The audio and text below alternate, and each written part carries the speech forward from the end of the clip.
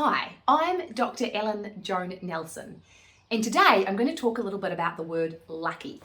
So the research that I did, which focused on the experiences of working parents, predominantly mums, there were two findings that came out of it. Either women would return to work full time and resent the fact that they barely got to see their children, so that was roughly half the women.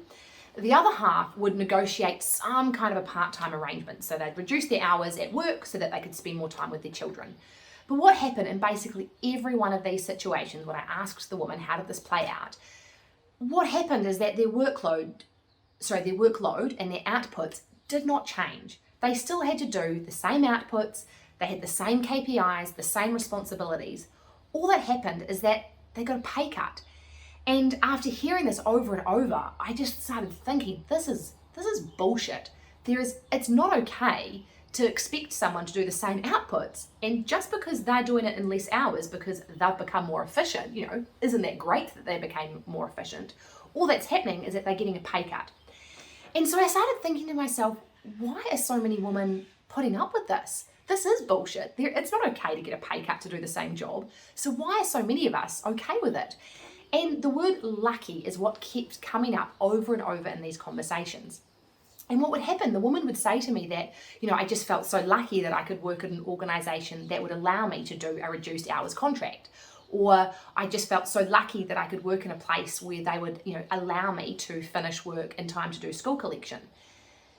And again, this makes me really mad, you can probably pick up on this, but there were other occasions where women would say have more than the kind of standard entitlement to maternity leave. So in New Zealand, kind of the standard is that you can have up to 12 months. And so some of the women that I spoke with who had longer than that, they talked about the fact that, I just felt lucky that they'd take me back. I'd taken a bit more time out. It could have been 1, 2 years, some of them might have been 5, 6, 7 years, but they just said, I just felt lucky that they'd take me back. And I really, really want to reframe that. These women shouldn't feel lucky that they were, allowed to do a reduced hours contract, or, aren't we lucky that, our organisation would take us back after an extended period of time? Reframing that around the organisation should feel lucky to have you back. When you become a mum, that's a pretty big thing to happen in your life. And actually, it's a pretty big thing to happen for society. Society as a whole, whether you have children yourself or not, but our society needs more children to be born because that's the future. So when people take a period of time away from work to have children, which of course, you have them and then actually you've got to look after them and raise them. Yeah, you need to put time into that.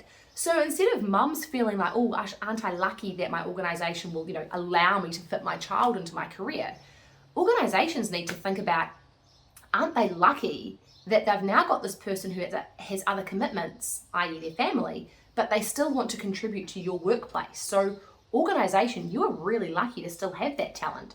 And organisation, what can you do to make sure that you make that work for that parent? And I'm started by saying women, but this is applicable to dads as well. So really looking at it, instead of thinking, oh gosh, isn't the parent lucky that they were allowed a reduced hours contract, or aren't they lucky that they got a job again? No. Organisations, aren't you lucky that you still have that talented person who now has other commitments? You're lucky to have them wanting to contribute to you.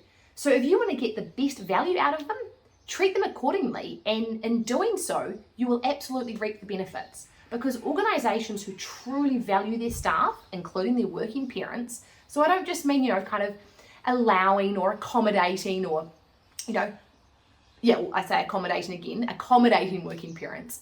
It's go a step further and actually truly value them, understand their needs and include them. And if you do that, the rewards will be absolutely significant for that organisation.